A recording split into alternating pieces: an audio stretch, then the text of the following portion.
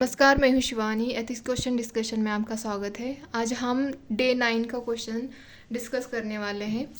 आज का ये डे 9 का क्वेश्चन है, to awaken the people it is the women who must be awaken. Once she is on the move, the family moves, the village moves and the nation moves. ये जवाहरलाल जी ने कहा था, तो ये उन्हीं का कोट है। तो मैंने यहाँ पे इंट्रोडक्शन उसी के अकॉर्डिंग दिया है कि the given quote by Jawaharlal Nehru talking about the women empowerment and its relevance for family, society and the nation। तो मैंने यहाँ पे ये इंट्रोडक्शन में लिखा है और फिर आगे मैंने यहाँ पे हेडलाइन डाल के to awaken the people women must be awaken because. क्यों मतलब वुमेन को अवेक करना चाहिए, तो ये हमें देखना है नीचे। तो फर्स्ट पॉइंट पे मैंने यहाँ पे लिखा है, women are the first point of contact for child and her role in upbringing of child. मतलब उसका जो अगर आप देखोगे, अपना ही ले लो, मैं अपना ही बताती हूँ। अगर मैं जब मैं बॉर्न हुई थी तभी मेरी मम्मी ही फर्स्ट मेरे कांटेक्ट में आई थी। उन्होंने ही जो मुझे शिक्षा दी, उसी के अकॉर्डिंग मेरी अपब्रिंगिंग हो गई और उसी के अकॉर्डिंग मतलब मेरी पर्सनैलिटी भी बन गई। मेरा कैरेक्टर जो भी है वो मतलब उन्हीं की शिक्षा के अकॉर्डिंग बन गया ना। तो ये वुमेन का बहुत ही इम्पोर्टेंट रोल होता है एक चाइल्ड के लाइफ में। तो यहाँ पे हमने एग्जांपल भी दिया है। ये स्वरूपा रानी जो है, ये जवाहरलाल नेहरू जी की मदर थी।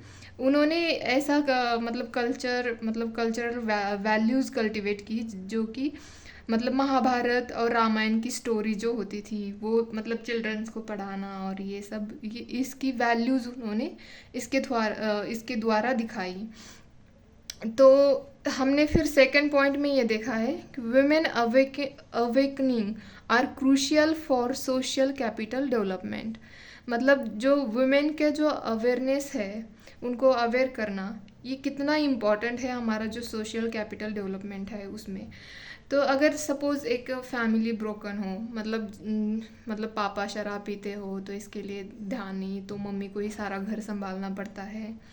तो ऐसे फैमिली पे चिल्ड्रंस पे बहुत बेकार असर होता है। या किसी के पेरेंट्स का डाइवोर्स हुआ हो तो उनके ऊपर भी मतलब बहुत ख़राब असर होता है, क्योंकि उनको ना उनकी अपब्रिंगिंग जो होती है उनकी अच्छी नहीं होती है।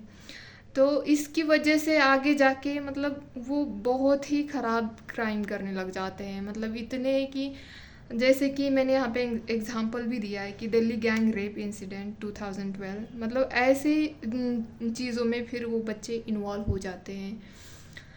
तो इसीलिए भी वुमेन का एम्पावर होना बहुत इम्पॉर्टेंट होता है। तो हम फोर्थ वाले इसमें देखते हैं, मतलब थर्ड पॉइंट है। थर्ड पॉइंट पे मैंने यहाँ लिखा है, political participation. Women in governance advocate for inclusive policies. Example, over half of Rwanda's parliament is women, resulting in increase education investment and reduce poverty.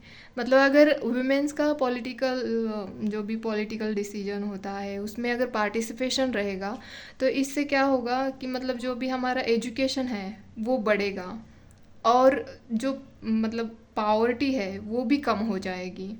तो ये हम एग्जांपल ले सकते हैं, मतलब एक उदाहरण के तौर पे हम देख सकते हैं कि रवांडा ने कैसे प्रोग्रेस की है। मतलब उनकी जो वुमेन्स का पार्टिसिपेशन है वो half of Rwanda's parliament is women. देखो इतनी वुमेन्स है तो मतलब उनका रिज़ल्ट तो अच्छा आना ही है। तो इसीलिए वुमेन्स का पॉलिटिकल इसमें पार्टिसिपेट करना भी ज़रूरी है। तो फोर्थ है international impact, women's empowerment resonates globally. तो इसका इम्पैक्ट देखो, अगर किसी एक लेडी ने अपना आवाज़ उठाया, मतलब जो भी उसके साथ जो भी वायलेंस हो रहा है उसके खिलाफ अगर उसने आवाज़ उठाया, तो देखो एक का देख के दूसरी, मतलब एक महिला ने अपनी आवाज़ उठाई तो मतलब दूसरी भी हिम्मत करेगी उठाने का। तो ऐसा ही मतलब हुआ है। ये जो the hashtag me too movement जो है, तो ये हमने देखा है, ये स्टार्ट हुई थी आई थिंक 2019 के आसपास, मतलब एग्जैक्ट डेट नहीं पता है मुझे, बट ये जो तराना ब्रूकीज़ है, इनके द्वारा, मैं सही तो प्रोनाउंस कर रही हूँ ना, ठीक है, अगर नहीं भी हुआ तो सॉरी। तो इनके द्वारा ये पहली बार स्टार्ट किया था, फिर बाद में जाके ये पूरे हमने इंडिया में भी देखा है। सबसे मतलब फेमस तो वो तनुश्री दत्ता का हुआ था शायद, नाम पाटेकर के अगेंस्ट। तो हमने ये भी देखा है कि मतलब कि इंटरनेशनल इम्पैक्ट भी होता है। तो हम देखते हैं आगे, व्हेन वन वुमन मूव्स, मतलब अगर एक वुमेन का मूव होता है तो क्या उसका इम्पैक्ट पड़ जाता है हमारे फैमिली में, विलेज में और नेशन में। तो मैंने यहाँ पे एक फ़्लो चार्ट, अभी इसको फ़्लो चार्ट ही कहेंगे ना, तो ऐसे ही करके दिखाया है मैंने। एम्पावर्ड फैमिली, तो अगर मतलब फैमिली फैमिली को एम्पावर्ड करती है तो उसमें इकोनॉमिक कंट्रीब्यूशन हो जाता है, decision making and time management भी हो जाता है फैमिली के अंदर। और अगर विलेज का देखा जाए तो इकोनॉमिक ग्रोथ होती है, बेटर एजुकेशन मिलने लग जाता है, हेल्थ केयर अच्छी होने लगती है, इंफ्रास्ट्रक्चर डेवलपमेंट होती है, मतलब सड़कें वो अच्छी बनने लगती है। ये मतलब विलेज का एम्पावर्ड हो जाता है। और नेशन का देखा जाए तो जीडीपी बढ़ने लग जाती है, ह्यूमन डेवलपमेंट होने लग जाती है और इंटरनेशनल प्राइड भी बढ़ता है। तो ये है हमारा आज का क्वेश्चन डिस्कशन। होप कि आपको ये पसंद आए। और तो आज के लिए इतना ही, धन्यवाद।